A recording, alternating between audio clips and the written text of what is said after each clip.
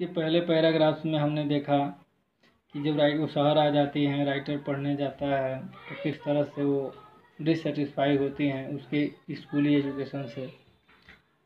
जो उसको English word पढ़ाई जाती है, या जो आर्किमिडीज या ग्रेविटी, आर्किमिडीज प्रिंसिपल या लॉ ऑफ ग्रेविटी, ये सब चीज़ें राइटर स्कूल में पढ़ता है, आकर के अपने ग्रैंड मदर को बताता है, वो नहीं समझ पाती हैं और इस बात से भी दुखी होती है कि वहाँ पर गॉड और स्क्रिप्चर, कोई धार्मिक रिलीजियस एजुकेशन यानी कोई प्रेयर वगैरह नहीं पढ़ाई जाती है, जैसा कि गांव के स्कूल में पढ़ाई जाती थी। और उनका एक म्यूजिक लेसन के बारे में भी कॉन्सेप्ट है, उनकी सोच है। जैसे वो मानती हैं कि मोनोपोली ऑफ हार्लोट्स एंड बेगर्स, कि म्यूजिक विशेषाधिकार किसका, सिर्फ दो का होता है, जैसे हार्लोट्स का और बेगर्स का, प्रोस्टिट्यूट्स। ये अच्छे लोगों के लिए, जेंटल फॉक के लिए, अच्छे लोगों के लिए नहीं होती। और तब से वो साइलेंट रहने लगती हैं। अब इसके बाद एक और टर्निंग पॉइंट आता है राइटर के जीवन में, यहाँ हम देखेंगे। अब तक ये था कि दोनों एक ही रूम में रहते थे। राइटर कॉन्वेंट स्कूल में, इंग्लिश स्कूल में पढ़ने जाता था, लेकिन अब यहाँ कह रहा है कि when I went up to university I was given a room of my own, change. अब अभी तक जो सेम रूम था अब अलग अलग रूम हो गया। The common link of friendship was snapped, मैंने ब्रोकन, टूट जाना। My grand mother accepted her seclusion with resignation. उसकी कह रहा कि दादी जो थी, उसने इस एकांत को, अकेलापन को, सेक्लूजन को बड़े साहस के साथ स्वीकार कर लिया। She rarely left her spinning wheel and talk to anyone, spinning wheel को शायद कभी छोड़ती थी और किसी से बात करती नहीं। अपना पूरा समय वो स्पिनिंग व्हील के साथ बिताने लगी। From sunrise to sunset she sat by her wheel spinning and reciting prayer. ये उनका काम था, चरखा चलाना और प्रार्थना पढ़ना। Only in the afternoon she relax for a while to feed sparrow, दोपहर में थोड़ा सा रेस्ट करती थी और गौरवों को खिलाती थी। फीड मैंने खिलाना। While she sat in the verandah breaking the bread into little bits, hundreds of little birds collected round her, creating a veritable bedlam of chirping. एक confused noise, एक चिड़ियों के चहचहाने की आवाज़ से गूंज जाता था। Some came and perched, sat होता है बैठ जाना, on her legs, others on her shoulders. कुछ चिड़िया उनके पैर पे आके बैठ जाती थी, कुछ कंधों पे बैठ जाती थी। Some even sat on her head, कुछ आकर के सिर पे जैसे बैठ जाया करती थी। She smiled but never shooed away, drive away, भगाना होता है। वो मुस्कुराती थी लेकिन कभी उनको भगाती नहीं थी। It used to be the happiest half hour of the day for her, उनके जीवन के लिए दिन में आधे घंटे का जो समय होता था उनके लिए हैप्पीएस्ट हाफ आवर होता था। अब इसके बाद यूनिवर्सिटी के बाद एक और चेंज की बात राइटर कह रहा है कि when I decided to go abroad for further study, आगे की पढ़ाई के लिए जब उसको विदेश जाना पड़ा। I was sure my grand mother would be upset, मुझे पूरा यकीन था कि ग्रैंड मदर जो है वो अपसेट होगी, परेशान होगी। I would be away for 5 years and her at her age could never tell, काफ़ी बूढ़ी थी, उस उम्र के बारे में कोई नहीं कहा जा सकता है। यानी उसको ये नहीं लगता था कि 5 वर्ष के लिए वो जा रहा है तो आएगा तो उसकी दादी जीवित उसको मिलेंगी। But my grand mother could, लेकिन उसकी दादी माँ ने ऐसा किया, वो मिली उससे। She was not even sentimental, थोड़ी भी वो भावुक नहीं थी। She came to leave me at the railway station but did not talk or show any emotion. Her lips moved in prayer, her mind was lost in prayer. वो railway station तक उसको छोड़ने के लिए भी आती हैं जब वो विदेश जाता है पढ़ाई करने के लिए, लेकिन वो कोई फीलिंग नहीं दिखाती हैं, केवल अपना ध्यान पूरी तरह से अपने प्रेयर में, लॉस्ट इन प्रेयर दिया है। और उनकी जो उंगलियां थी वो बीट्स, रोजरी, मन का जो थी माला थी, उसको जप रही थी। Silently she kissed my forehead and when I left I cherished the most imprints as perhaps the last sign of physical contact between us. Writer अब पढ़ने के लिए चला जाता है विदेश। उसके बाद but that was not so, ऐसा नहीं होता है। After 5 years I came back home and was met by her at the station. जैसे कहता है कि 5 वर्ष के बाद वो वापस आया विदेश से और स्टेशन पर अपने दादी से मिलता है। दादी उसको लेने के लिए जाती है ना। She did not look a day older, कह रहा है बिल्कुल बूढ़ी नहीं थी, एक भी दिन बूढ़ी नहीं थी, जैसी पहले दिखती थी वैसी ही अब भी दिख रही हैं। She still had no time for words and while she clasped me in her arms I could hear her reciting her prayers। कह रहा है कि जब मैंने देखा, जब वो मुझे आलिंगन की भुजा में भरी क्लैश, तो मैं सुना कि अपना वो प्रेयर पढ़ रही थी, रिसाइटिंग हर प्रेयर।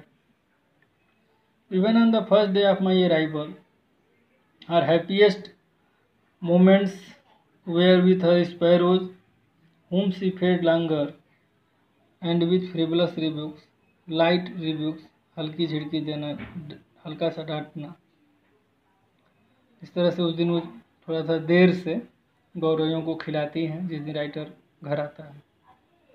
फिर शाम को एक अजीब चेंज उसमें आता है। In the evening a change came over her, she did not pray, प्रार्थना नहीं की। She collected the women of her neighbourhood, got an old drum and started to sing. For several hours she thumped the sagging, dilapidated drum। वो पुरानी ढोलक एक ले लेती हैं कहीं से, उसको बजाती हैं और कौन गीत गाती हैं, कौन सा? Song of hope coming warriors. Warriors जब घर आते हैं तो उस समय जो गीत गाई जाती थी वही गीत वो गा रही हैं। We had to persuade her to stop to avoid over strain. Writer कह रहा है कि हमने उनको मना किया इसको अब रहने दें, रुकें, क्योंकि वो अधिक थक गई, ओवर स्ट्रेन, थकान अधिक हो जाने के कारण। That was the first time since I had known her that she did not pray. कह रही जब से मैं अपनी दादी को जानता था ये पहला अवसर था जिस दिन उन्होंने कोई प्रार्थना नहीं की। She did not pray. The next morning she was taken ill. सुबह उनको बीमार होता है। It was mild fever and the doctor told us that it would go. एक हल्का बुखार था, मिल्ड फीवर, और डॉक्टर उनको बताया कि ठीक हो जाएगा। But my grand mother thought differently, लेकिन उसकी माँ ने, ग्रैंड मदर ने अलग सोचा। She told us that her and was near. उसकी ग्रैंड मदर को यह आभास हो गया, दादी को आभास हो गया कि वो नहीं बचेंगी, नहीं जीवित रहेंगी। उन्होंने बताया कि मेरा अंत अब नज़दीक है। She said that since only a few hours before close her last chapter of her life she had omitted to pray. वो रिग्रेट करती है कि जीवन का अंतिम चैप्टर जबकि बंद होने वाला है, यानी जीवन समाप्त होने वाला है, उन्होंने उस दिन प्रार्थना नहीं किया।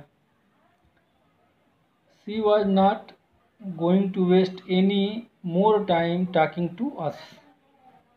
वी प्रोटेस्टेड, हमने उनका विरोध किया। But she ignored our protest, लेकिन उन्होंने इसको इग्नोर कर दिया, हमारी बात नहीं मानी। राइटर उनको मना किया, लेकिन वो प्रेयर उस दिन नहीं छोड़ी। लास्ट मोमेंट से ठीक पहले अपने प्रार्थना में लग जाती हैं, इनकी बात को नज़रअंदाज करती हैं, ध्यान नहीं देती हैं। She lay peacefully in bed praying and telling her beads. Even before we could suspect her lips stopped moving and rosary fell from her lifeless finger. Writer कह रहा है कि हमें कुछ शक होता, उससे पहले ही उनके हाथ से उनके होठ जो थे वो रुक गए। लिप्स स्टॉप्ड मूविंग, होठ का चलना बंद हो गया, यानी आवाज़ जो थोड़ी बहुत आती थी या जो लीप मूवमेंट होती थी वो रुक गई, और हाथ से माला जो है वो नीचे गिर गई। A peaceful pallor spread on her face and we knew that she was dead. उनके चेहरे पर एक पीलापन छा गया और उनको पता चल गया कि उसकी दादी डेड हो गई। इस लास्ट पैराग्राफ में उन्होंने कस्टम और जो स्पैरोज हैं उनके बारे में बताया है। कह रहा है कि we lifted her off the bed, जैसा एंड इट इज़ कस्टमरी, जैसा कि एक रिवाज होता है कि जब कोई व्यक्ति डेड हो जाता है तो उसको बिस्तर पे नहीं रखते हैं। राइटर ने कहा कि उसको हमने बिस्तर से हटाया, उतारा। Laid her on the ground and covered with red shroud. Red shroud इन लाल कपड़े कफन से ढक दिया। After a few hours of morning we left her alone, make arrangements for her funeral, अंत्येष्टि की तैयारी करने के लिए चले गए। In the evening we went her room with a crude stretcher, अर्थी लेकर के आए। To take her to be cremated, की ले जा करके उनका दाह संस्कार करे, क्रीमेट करे। The sun was setting and had lit her room and बरामदा was a blaze of golden light. सूर्यास्त होने का समय आ गया था, जो सूर्य का गोल्डन लाइट था, प्रकाश था, वो कमरे में बरामदे में आ रहा था। We stopped halfway in the courtyard, आंगन में आधे जाने के बाद ये रुक जाते हैं। क्यों, रीजन क्या था? ऑल ओवर द बरामदा and her room, right up where she lay dead, stiff wrapped in red shroud.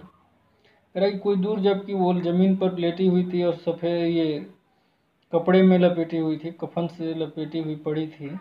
Thousands of sparrows sat scattered on the floor, क्योंकि थाउजेंड्स ऑफ दिया है नहीं, ग्रेट नंबर, काफ़ी अधिक संख्या में जो स्पैरोज थी वहाँ फर्श पर फैली हुई थी, बैठी हुई थी। There was no chirping, notice this, अगर कोई बर्ड्स ज़्यादा होती है तो अक्सर वो आवाज़ करती हैं, चाय चाय करती रहती हैं, लेकिन उस दिन कह रहा है कि birds there were no chirping. We felt sorry for the birds and my mother fetched some bread for them, she took it into little crumbs the way my grandmother used to. Writer की grandmother जिस तरह से उन sparrows को रोटी के टुकड़े बना करके देती थी, उस लास्ट दिन राइटर की माँ ने दिया उसी तरह से। The sparrow took no notice to bread, लेकिन जो स्पैरो थे उन्होंने उस रोटी के टुकड़े पर कोई ध्यान नहीं दिया। ये लास्ट सेंटेंस है जो इस लेसन का गौर भी उसके बारे में बताती है, स्पैरो के बारे में। When we carried my grandmother corpse, dead body होता है carry, they flew away quietly, चुपचाप उड़ गई। और जब इसकी डेड बॉडी को लेकर चले गए तो सारी चिड़िया जो थी वो उड़ गई।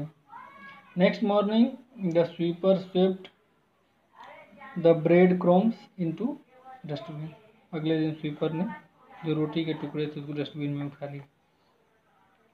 हमें करना क्या है, तो इस लेसन को 2 बार या 3 बार ध्यान से पढ़ना है, और इसको पढ़ने के बाद अब जो word mean difficult word meaning या कंप्रिहेंशन क्वेश्चन जो मैं आपको भेज दूंगा उस पर प्रैक्टिस करेंगे। ओके।